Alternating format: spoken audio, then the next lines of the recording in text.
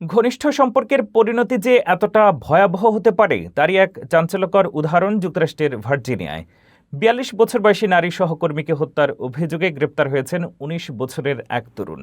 পুলিশের দাবি, হত্যার পর মরদেহে আগুন ধরানোরও চেষ্টা করা হয়। এই ভয়াবহ ঘটনার বিস্তারিত থাকছে প্রতিবেদনে।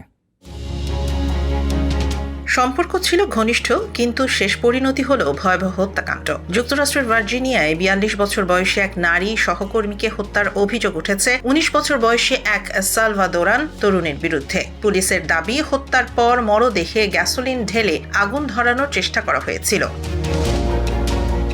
নিহত নারীর নাম কার্মেন লিজেট পুচ। তিনি ৩ বছরের এক কন্যা শিশুর মা। সোমবার সকালে ওয়াশিংটন ডিসির বাইরে গ্রেট ফলসের ডিফিকাল্ট রান পার্কের একটি পার্কিং এলাকায় তার মরদেহ উদ্ধার করা হয়। শরীরে ছিল একাধিক ছুরিকাঘাতের চিহ্ন।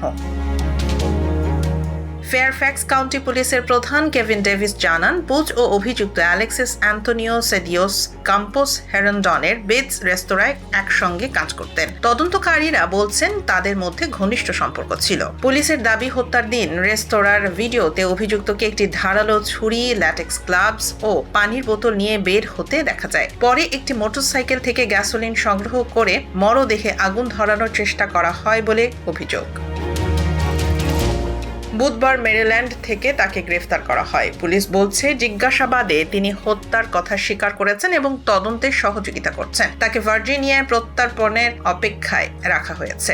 অভিযুক্তদের অভিবাসন ইতিহাসও সামনে এসেছে। হোমল্যান্ড সিকিউরিটি বিভাগের তথ্য অনুযায়ী ২০২৪ সালের এপ্রিলে টেক্সাসের এল পাসোর কাছে অবৈধভাবে যুক্তরাষ্ট্রে প্রবেশের পর তাকে বর্ডার প্যাট্রোল আটক করেছিল। পরে তাকে ছেড়ে দেওয়া হয়। তবে পুলিশ জানিয়েছে, তদন্তে তার অভিবাসনের স্ট্যাটাস কোনো ভূমিকা রাখছে না। হত্যার পেছনে অন্য কোনো সম্পর্ক বা উদ্দেশ্য ছিল কিনা সেটিও খতিয়ে দেখা হচ্ছে। এদিকে মাকে হারিয়ে ৩ বছরের শিশুটির দেখভাল করছেন পরিবারের সদস্যরা।